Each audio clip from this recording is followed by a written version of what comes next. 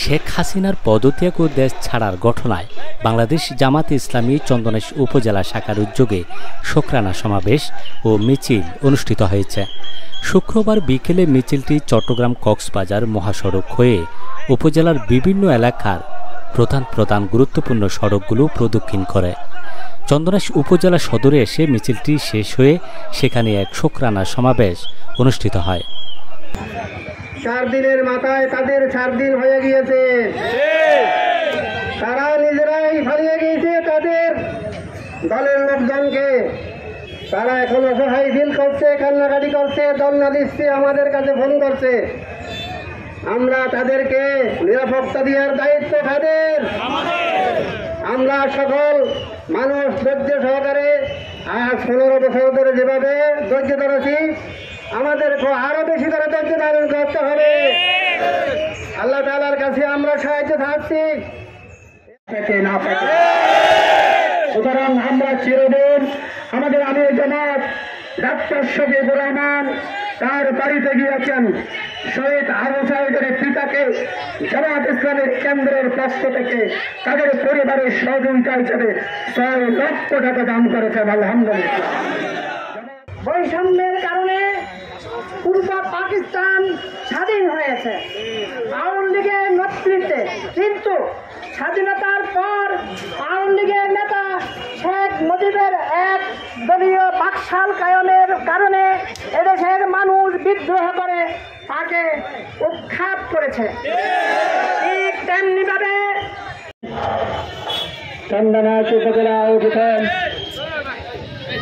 আজকের এই শোকরানা সমাবেশের সম্মানিত সভাপতি বাংলাদেশ জামাত বিগত 5ই আগস্ট দীর্ঘ 15 বছর ধরে জাতির বুকে জগদ্দল পাথরের মতো ছাত্র জনতার আন্দোলনের মুখে বিচারের দরজা দিয়ে পালাতে বাধ্য হয়েছে। তাদেরকে মোকাবেলা করতে হবে। এই বাংলাদেশের সকল মানুষকে নিরাপত্তা দিতে হবে। সেই যেখানে আছে আগের সন্ত্রাসীরা উৎপাতে বসে আছে ডাকাতি করার জন্য। উপজেলা আমির মাওলানা আইয়ুব আলীর সভাপতিত্বে ও সাবেক ছাত্রনেতা মোহাম্মদ হারুনুর রশিদের সঞ্চালনায় এতে প্রধান অতিথির বক্তব্য রাখেন বাংলাদেশ জামাতে ইসলামী চট্টগ্রাম দক্ষিণ জেলা কর্ম পরিষদ সদস্য মোহাম্মদ সাইফুদ্দিন।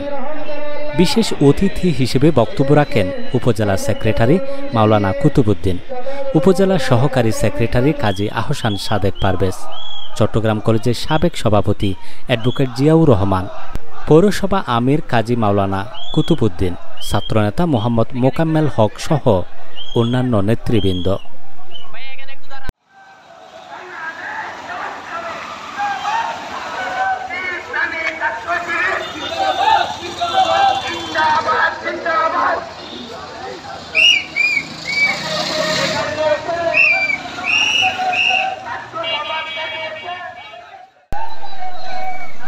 সমাবেশে বক্তারা বলেন, আওয়ামী দুঃশাসনের দীর্ঘ 16 বছরের অত্যাচার নির্যাতনের পর দেশের ছাত্র জনতার গণ অভ্যুত্থান ঘটেছে। স্বৈরাচার শেখ হাসিনা ক্ষমতা ছেড়ে দেশ থেকে পালিয়েছেন। এই আন্দোলনের বিজয়ের কৃতিত্ব ছাত্রদের। এটি দেশের ইতিহাসে দ্বিতীয় মুক্তিযুদ্ধের বিজয়। এখন নেতাকর্মীদের ধৈর্য ধারণ করতে হবে। জামাত ইসলামী কোনো প্রকার সহিংসতা ও প্রতিহিংসার রাজনীতি বিশ্বাস করে না। কেউ যদি কোনো ধরনের সহিংসতা করে জামাতে ইসলামীর নেতাকর্মীরা তা সর্বশক্তি দিয়ে প্রতিহত করবে বলেও ঘোষণা দেন বক্তারা।